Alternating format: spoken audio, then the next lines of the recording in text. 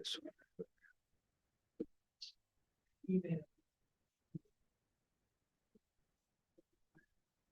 That is still showing to be minimum. All right. Welcome back. I hope you guys online had a cup of coffee. So we are gearing up to the next talk, which is so we did this last year as well. So we call this the Harvey Goldman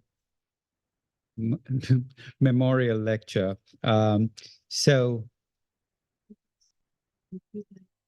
yes, it's on live. Yes, yeah. So this is by the way, this is on YouTube Live as well. So the entire world is watching. So last year it was Liz Montgomery. So this time it's Rish Pai. So welcome Rish again. And he's going to talk about his approach to colonic polyps. There are only two kinds of colonic polyps. There's a tubular adenoma and hypoplastic polyp, and the rest is all made up. That's what Osman told me. So I wanted to touch and talk about Harvey Goldman. So he was a colossus in this area. He was the guy who sort of a lot of the foundational stuff we do, particularly with GI endoscopic biopsies, came through him. I did not know him. I never met him, but everyone I have met who knew him talked about, one, how knowledgeable he was, and two, how collegial he was. So just a very warm personality. And I know we have a few faculty and a few residents from here. And one of the first things I noticed when I came to BI is the level of collegiality, both between residents and across the faculty. And it really is true. There is an increased, relative to many other institutions, we are far more collegial. And I sometimes wonder, this ultimately comes from leadership. And I wonder if this, given what I've heard about Harvey Goldman, he was a great pathologist and a great teacher, but I think leadership matters in the sense that if you can pass collegiality down, and it certainly has lasted. So he's really had a significant impact. And just to go over his career highlights, I wish I had met him. I never met him. So he did his residency at BI. He started at HMS in 1964. I was just born a smidgen after that. 45 years. So he started as a chair at the he was a chair at the New England Deaconess, and there was the merger of, Ella is nodding her head. So there was this merger of BI and Deaconess. People still talk about that even today. And he was not only a great pathology educator, it turns out that he was a great educator at the medical school as well and won many awards. Imagine 1960s.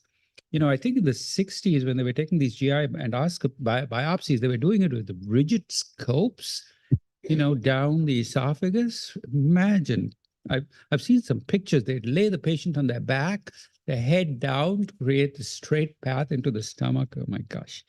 So he really shaped GI pathology, and much of the dysplasia we are talking about is actually shaped by him. He was a founding member of GIPS, the Haggard Society, and served as its president. I don't know if any of you seen this book. I remember this book, Ming and Goldman, and I didn't realize it's Goldman, Harvey Goldman. I mean, I picked this book up many years ago. There's actually a teaching award established at the USCAP, and it's given out every year, and I get the privilege of determining, at least partly determining, who gets the award this year. So the first speaker last year was Liz Montgomery. So you are walking in big shoes, but you'll fill them completely, Rish. So Rish, welcome and thank you again.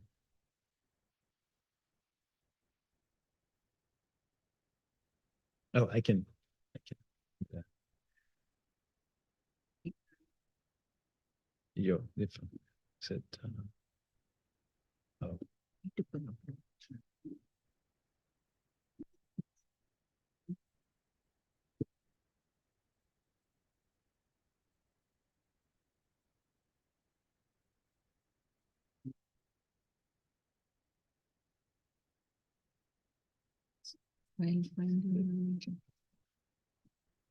Okay, yeah.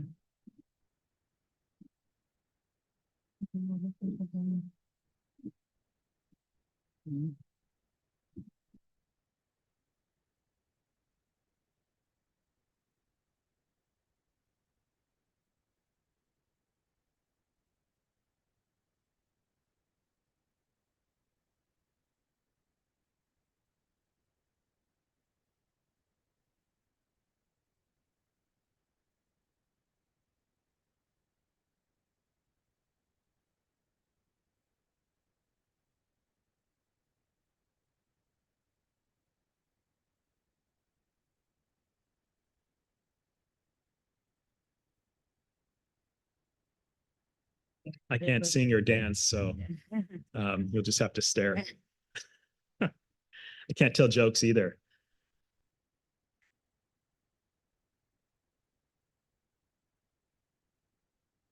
Okay. Go. Okay.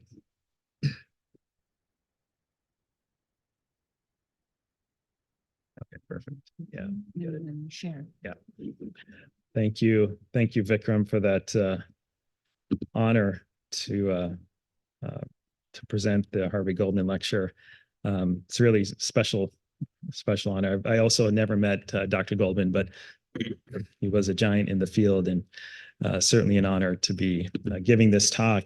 So, there's a lot of slides if you probably looked at this talk. So we'll see if we can get through. We might not get to the last part, but if you ever want to know about traditional serrated adenoma, and if I don't get to it, please, more than happy to talk your ears off about this underdiagnosed polyp, but we'll see if we can get there. So again, like the last talk, and I hope it's there's going to be some repetition from the last talk. But again, what are the gastroenterologist's goal here for and how do they manage polyps? Again, I think it's important for us to understand that. That should guide how we put our reports together. So I'm going to talk a little bit about that, and then talk about difficulties in adenomatous polyps, mimic some invasions, and then spend most of the time on cancers and polyps, the malignant polyp, because I think that's where our role is absolutely essential. And what do our clinicians need from us? What are the key features, and how do we do that accurately? And then my little pet peeve about traditional serrated adenoma, how I think we're probably underdiagnosing it if we get to it. Okay. So just looking at the gastroenterologist guidelines, what is their job? And I think before every endoscopic resection, their job is to really describe the lesion, just like they need to do with IBD. So what does the lesion look like? What is the morphology? What does the surface look like? What does the vascular pattern look like? And to be honest, there's a lot of endoscopic classification systems out there because there's so much importance placed on this. Because this guides the risk of cancer in that polyp. They can look at the polyp and look at the lesion and say, oh, this has a high risk of submucosal invasion because of X, Y, or Z. That will change what they do. Or this does not have those features, so I can do this thing. Or it might have those features, so I need to remove it and block. So those kinds of questions need to be answered by them before they can even begin to resect the polyp and send it to pathology. Most of the time, people are using the Paris classification or the LST, the lateral splitting tumor classification for sessile polyps. There's also the Kudo pit pattern and the Nice classification as well. And we'll briefly touch on these because I think it's important for us to understand what they're doing. We've talked a little bit about the Paris classification and how these lesions are divided into polypoid or non-polypoid. Polypoid being the pedunculated and sessile ones, the non-polypoid being the flat ones, like sessile serrated lesions tend to be these slightly elevated Paris 2A lesions, but you can also get depressed lesions. This means a higher risk of cancer development. There's this other classification that you might see in the endoscopy reports, the lateral splitting tumor, or LST. And if it's these kind of Paris non-polypoid lesions, they can use this LST classification to kind of further delineate: is it granular with the nodular component? Is it non-granular, flat, elevated, et cetera? And again, these things have associations with risk of cancer. The non-granular ones tend to have a higher risk of cancer. So these are some examples, endoscopic examples of the Paris classification. Here's a protruded sessile lesion. Here's a flat, superficially elevated. This one is minimally elevated. And sometimes you get sort of a superficial flat lesion with a sessile thing on top of it. And so they can really get fairly complicated with their endoscopic classification schemes. The Nice classification is actually quite simple. It looks at the vessels and the color and the surface pattern, and then they can kind of delineate what the most likely histology is going to be. So if it's brown or brown vessels, then it's probably an adenoma. But if it's has disrupted or missing vessels with an amorphous pattern, it's probably indicative of submucosal invasion. So this is another classification that doesn't look at polyp morphology, but looks at the color, surface, and vessels. Then there's the Kudo pit pattern, which looks at the actual pits. They can really get really close and actually kind of see what the pits look like. And the more complicated the pits are with these haphazard, the more likely you might have cancer in it. And the LST, this is just an example of the another LST lesion, granular, sort of even granularity to it, or non-granular, and non-granular has increased risk of cancer. So how do we know all this? This was a nice study published quite a while ago now from Australia that looked at these different classifications and the risk of submucosal invasion. And it's a busy table, but you really have low risk in a Paris 2A granular lesion.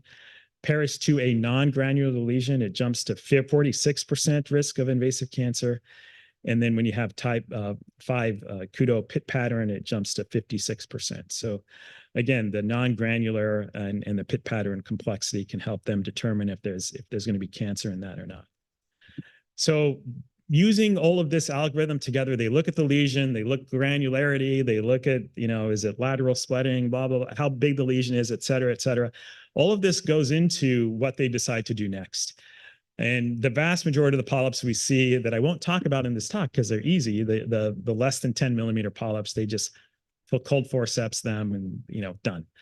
But it's these larger ones, the ones that are greater than 1 centimeter and even greater than 2 centimeters, where more complicated endoscopic resection is necessary, and the risk of cancer, finding cancer in them, is higher, and the more challenging pathology exists. So cold snare, EMR is used for these 1 centimeter lesions, and ESD sometimes is used for even larger lesions. So here's an example of a simple pedunculated polyp. They can remove this by hot snare, but even smaller polyps can just remove by forceps. This is an example of a subtle lesion like a Paris almost 2B. It's really flat, that they injected with some submucosal lifting agent and then removed it. Okay, so what to expect from the endoscopist? So the polyp size, the number of polyps in the jar, ideally. Polyp location, ideally. Polyp morphology, sometimes. The method of removal. To be honest, we don't get all of this from them. Maybe we get the polyp size, and they have to, maybe they get the number of polyps in the jar and the location, I guess. But if you read the reports fairly carefully, sometimes you would get the other sort of the polyp morphology and the method of removal. So I think it's important to understand how they remove the polyp and the number of polyps in the jar and all these things, because that's going to kind of dictate what we put in our reports. And I don't like to get phone calls, and I don't like to get emails, so I just sign out my reports and just fingers crossed. But if you're brave enough, communicate to your gastroenterologist and tell them, hey, you're not really providing me this information, and you really need to do that. I know it'd be nice to not put like multiple bazillion polyps in one jar and then there's cancer in one and then you don't know where it's from. But certainly, feel comfortable doing that. Okay, so difficult adenomatous polyps. So I think prolapse is really challenging, right? Prolapse in large adenomatous polyps can mimic cancer.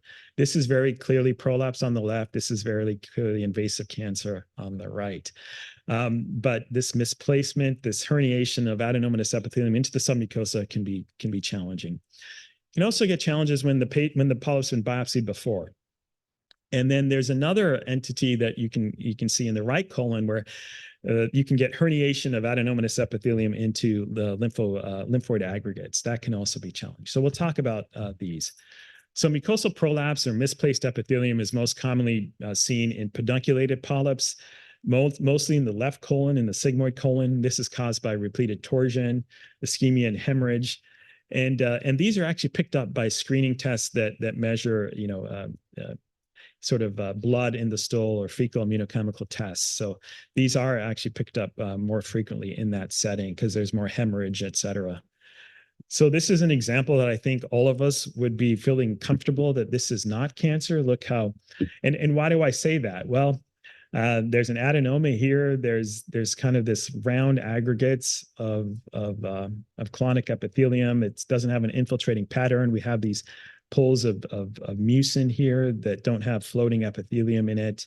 Even some of the epithelium is non-adenomatous. So that's like, okay, so this, we're clearly in an area where there's been a lot of prolapse. And in this section, you can see the muscularis mucosae just kind of spreading and kind of herniate and kind of growing in and out of the colonic crypts. Clearly, this has been pulled and twisted and tortured.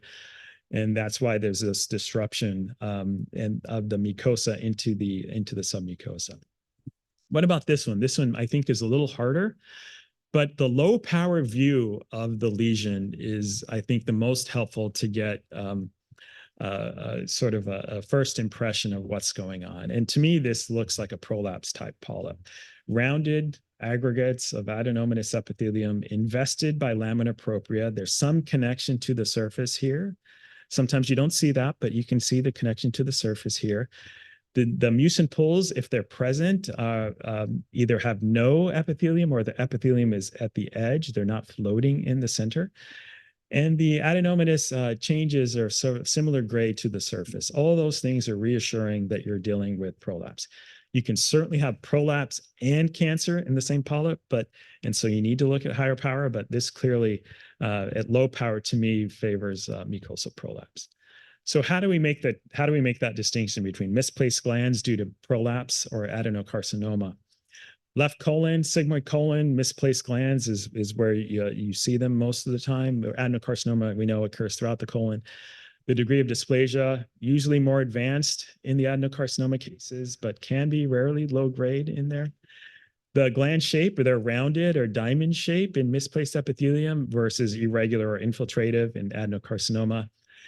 And then cystic dilatation is common in misplaced glands, but actually rare in adenocarcinoma. So again, going back to that case that I think is clearly misplaced epithelium, we have sort of this rounded contour of the glands. Some of the glands, when they're dilated here, that you tend to see in misplaced epithelium versus cancer. And the lamina propria is associated with the adenomatous epithelium as well. Again, higher power showing that rounded look, and the dysplasia is still low grade here, similar to what the surface looked like. Again, the mucin pulls without any epithelium floating in it, and if there is epithelium, it's often at the edge of the mucin pulls.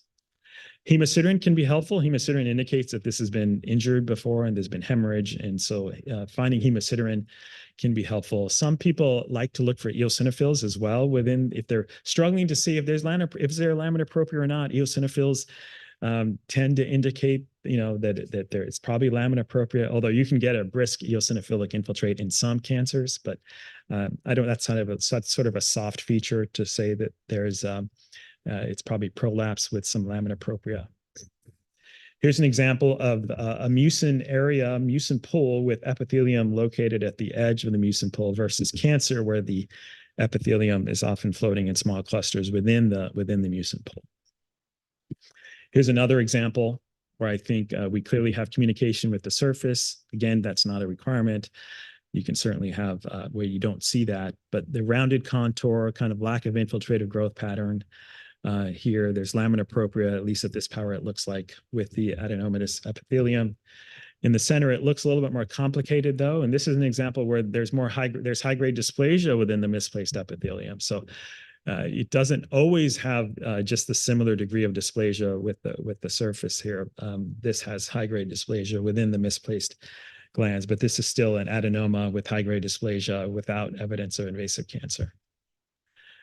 Okay, what about adenomatous polyps involving submucosal lymphoid aggregates? So what happens in lymphoid aggregates? Lymphoid aggregates kind of disrupt the muscularis mucosae, and so there's not this barrier between the mucosa and submucosa by muscle anymore, and particularly in the right colon. And you can get herniation of adenomatous epithelium into these lymphoid aggregates, forming these lymphoglandular complexes. This can be quite difficult to exclude focal invasion. But here's an example of a recent case, I think clearly showing there's this adenomatous epithelium associated with this lymphoid aggregate, and the muscularis mucosae is kind of disrupted in this area.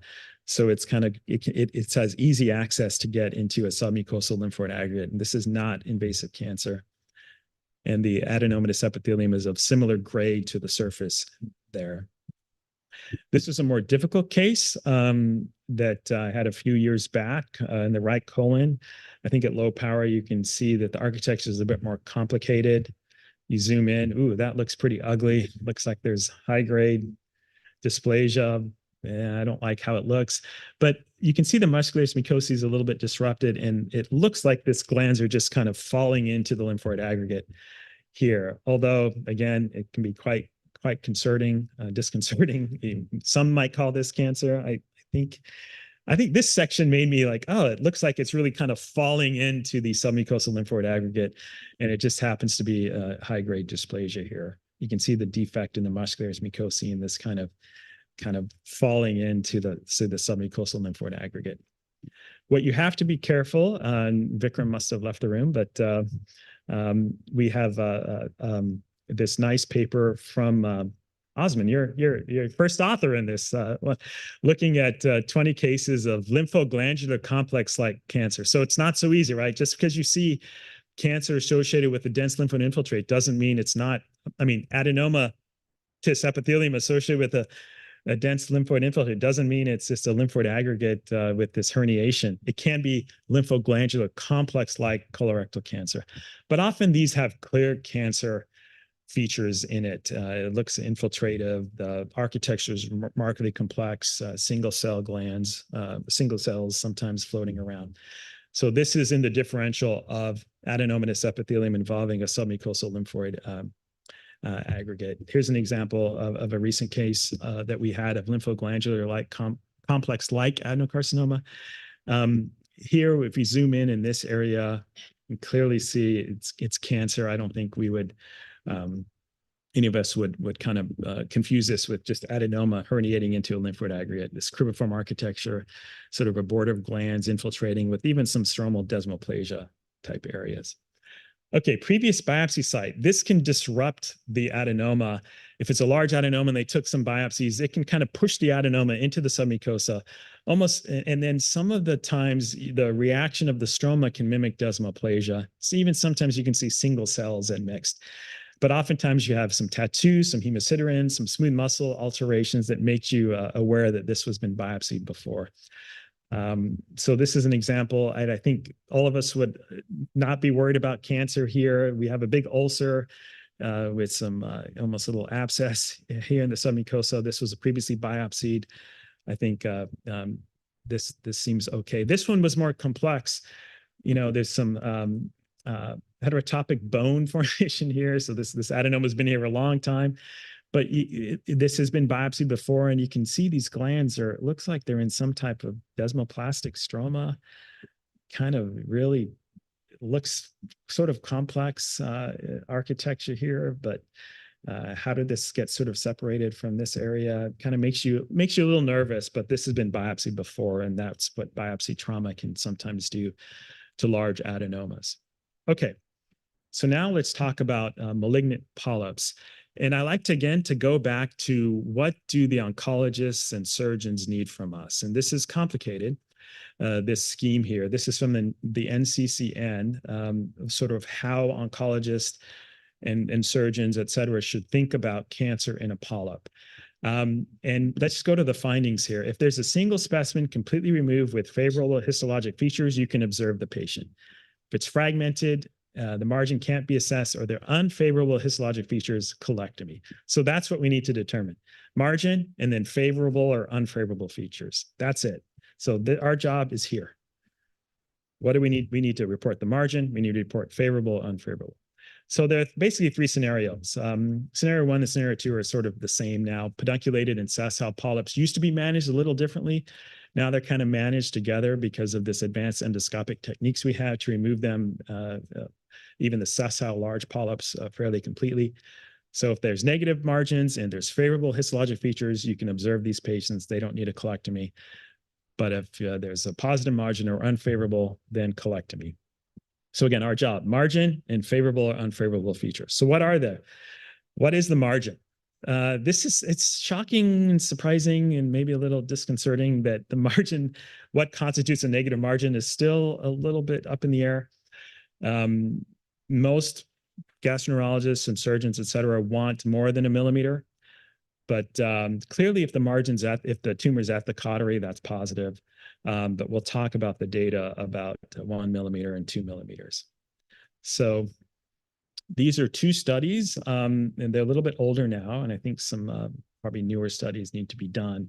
But in this study, if the tumor was within less than 1 millimeter from the margin, 16% had residual disease, which is significant.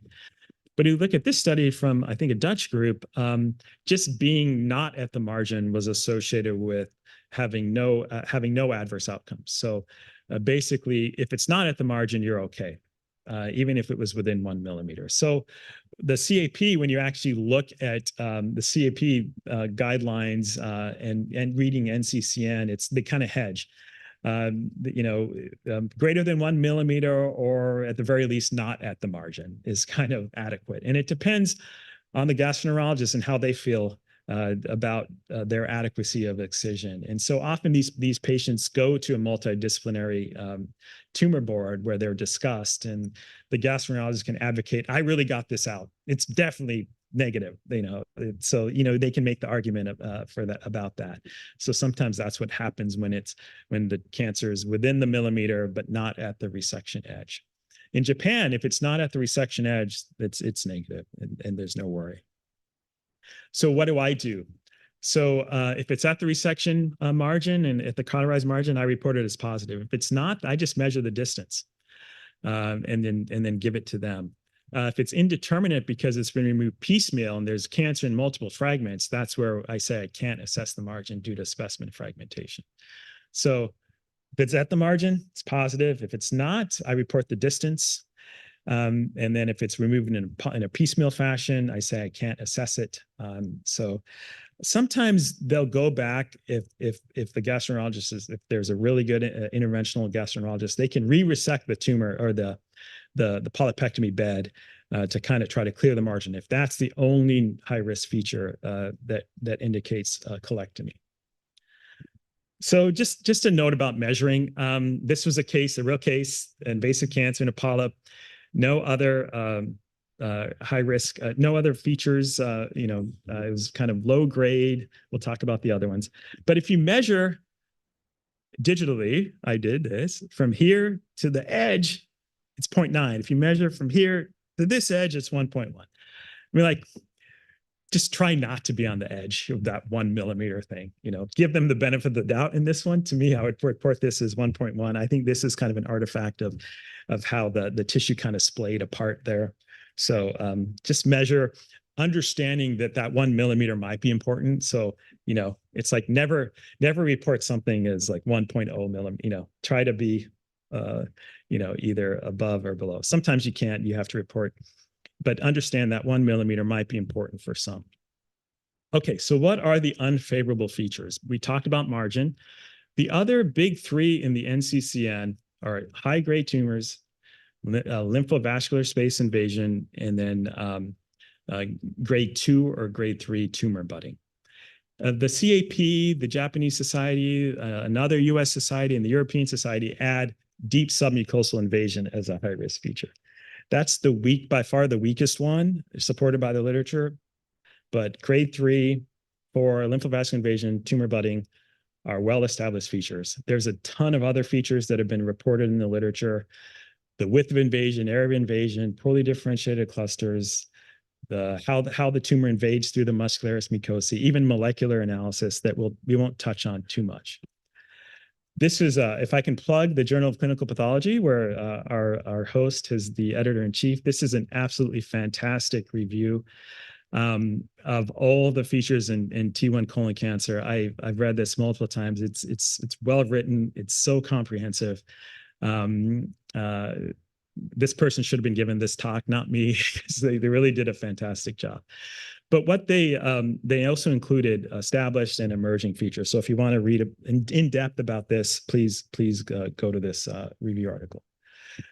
So the big three: lymphatic invasion, tumor grade, and tumor budding. And when we look at the literature, look at all the p-values here. Every study, most studies have shown that these three are important and have a markedly and confer markedly increased risk of developing lymph node metastasis.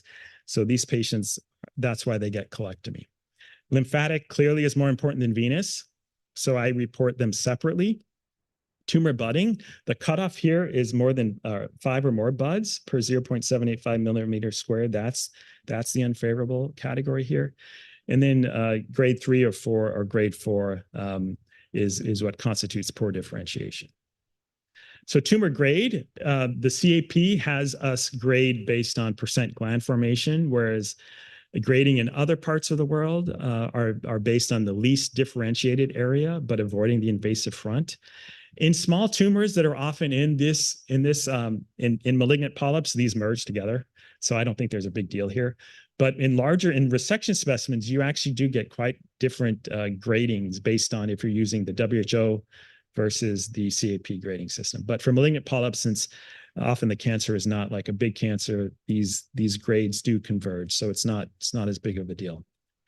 Lymphatic invasion, I just use H&E, but occasionally, I do use special stains, but most of the time, and most of the studies have really been using H&E to risk stratify the polyps. So if you see it on H&E is when you get those high rates of lymph node involvement. And we're actually not so bad at lymphatic invasion in terms of inter-observer variability. It's sort of moderate. So I don't do this routinely. But if I'm willing to call it lymphatic and it's kind of equivocal, using D240 or other stains, can be useful. We can talk about that. Tumor budding, I think it's been talked about. It's well established now. It represents epithelial mesenchymal transition. It's a marker of tumor invasiveness and how aggressive the tumor can be. Tumor budding is defined by clusters of tumor cells that are less than 5, non-gland forming, and you can clearly see all these tumor buds in this area. I think we're all now well versed at looking for this and accounting for this in malignant polyps. So how to measure? I think Sanjay was on this paper, and he can probably talk to you about how to do this. But tumor budding should be assessed looking at the invasive front at 10x, then going to 20x, 10x to find the highest budding area, and then count in a 20x objective, normalizing it to 0.785 millimeters squared. And it's more than 5. So our 5 and higher is what constitutes increased risk of lymph node metastasis and high risk cancers in malignant polyps. So here's an example here of a low-grade adenocarcinoma, right? Grade 2, moderately differentiated. You can even argue grade 1, I guess. And so we look at the invasive front, seeing if there's any budding. That area looks like it has some tumor budding, and it has definitely more than 5 or more. So it's high tumor budding. This would be a unfavorable polyp now because of the tumor budding, even if the tumor grade was low grade and there was no lymphatic invasion and the margin's negative. So what about depth of invasion? This is the weakest sort of unfavorable feature, but it's used in Japan and used in Europe and somewhat used in the US. How do we talk about depth of invasion? There's Haggett levels, which are only applicable to pedunculated polyps. There's Kikuchi levels, which is only applicable if you have the muscularis propria, where it divides the submucosa into thirds. What you actually do, though, is just measure it in millimeters. So you don't need to use Haggett levels, even if some surgeons still ask for it. You can only do that in pedunculated polyps. But what you measure, it's different whether it's pedunculated or non-pedunculated. If it's pedunculated, you look at the neck of the polyp and measure the depth starting at the neck down, and you measure it in millimeters. If the muscularis mucosa is identifiable in a non-pedunculated tumor, you measure from the muscularis mucosa to the leading edge. If it's not identifiable, you measure from the surface to the leading edge. So it's actually pretty simple if the polyp is oriented properly, and that's where it can be a little bit challenging. If this is the only unfavorable feature, the risk of lymph node metastasis is extremely low. So depth of invasion, I think, by itself shouldn't be used to indicate the patient needs surgery. This is a pedunculated polyp. How would I measure depth here? If the cancer was here only in the head of the polyp, it sounds funny. You call it invasive adenocarcinoma into the submucosa, right? The depth of submucosal invasion would be 0. And the gastroenterologist might call you, what the heck are you talking about? You're saying it's invasive cancer, but you're calling the depth 0. That is how it is measured when it's only invasive into the head.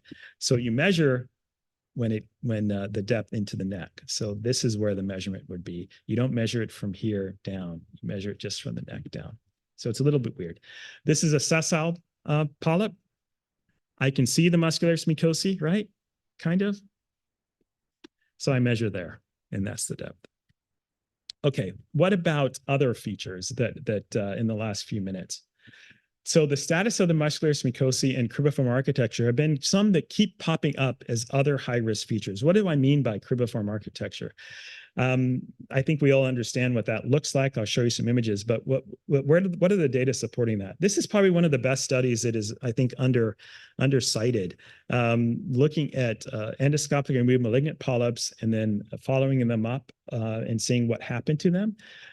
Instead of most studies look at surgically resected T1 cancers and then looking at what's the risk of lymph node metastasis. This was like looking at endoscopic resected polyps, sort of a really pure population. They found that cribriform architecture was associated with a high risk of lymph node metastasis. And this is some of the images from that study. So we see this quite a bit, but we don't really comment it on separately, although I think it is real. This does confer an increased risk. But again, it's not an established risk feature. Maybe that will be in future. What about the status of the muscularis mucosae? So as tumors invade into the submucosa, they can either completely destroy the muscularis mucosae or just kind of invade around it. And so if they completely destroy it, that's associated with a higher risk of lymph node metastasis than if it's sort of delicately invading around it, and you can still see the muscularis mucosae. So that was shown in a very large study by a group in the Netherlands. Okay, so just to summarize here, the key things that you need to report by NCCN guidelines are at least the margin, the tumor grade, lymphovascular invasion, and tumor budding.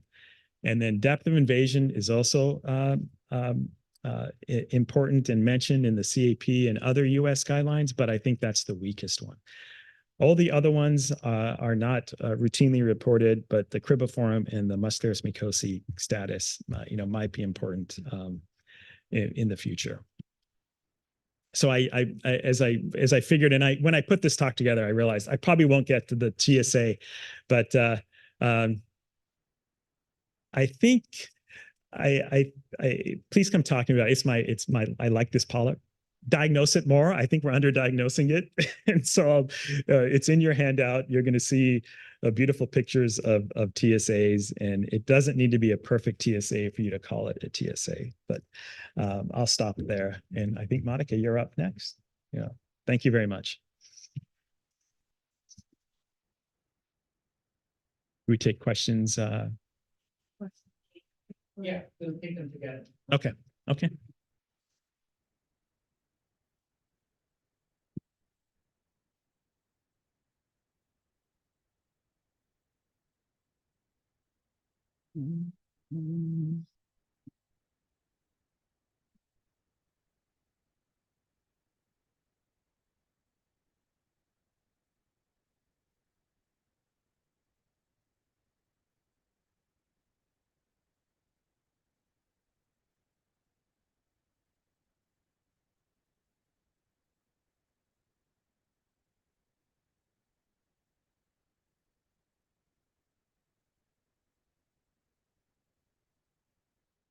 Oh, the font is different. Okay.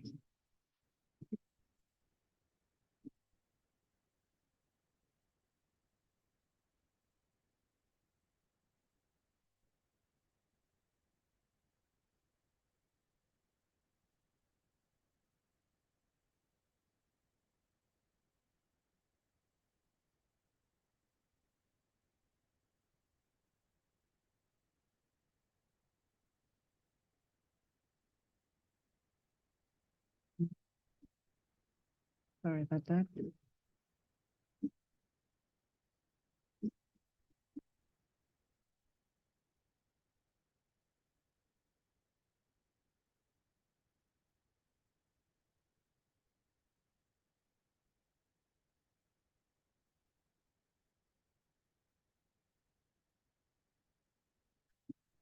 All right, so thank you all. Fantastic talk, Rish. Thank you so much. So we're gonna segue a little from cancer and polyp to, other findings that are also clinically important and important for follow-up of patients and their families. So I'm going to talk about role of pathologists and diagnosis of gastrointestinal cancer predisposition syndromes. A lot of these occur in polyps. So I thought it was a nice little, segue from Rish's topic. So as pathologists, we have superpowers. So we can detect morphological clues, and then we can tip off clinicians and suggest that, oh, this patient may have some underlying genetic abnormality that predisposes them to cancer, and that can trigger evaluation of the patient, evaluation of their families. So such tips are extremely important. It is important that we raise these points in our reports so that they can be acted upon. And genetic testing is, discussed and offered to these patients. And sometimes, even if they are mutation negative, they can be followed up like a potential cancer predisposition syndrome. So what we do, can impact not only one life, but it can have a ripple effect on the entire family. So I'm going to start off with an interesting case I had, and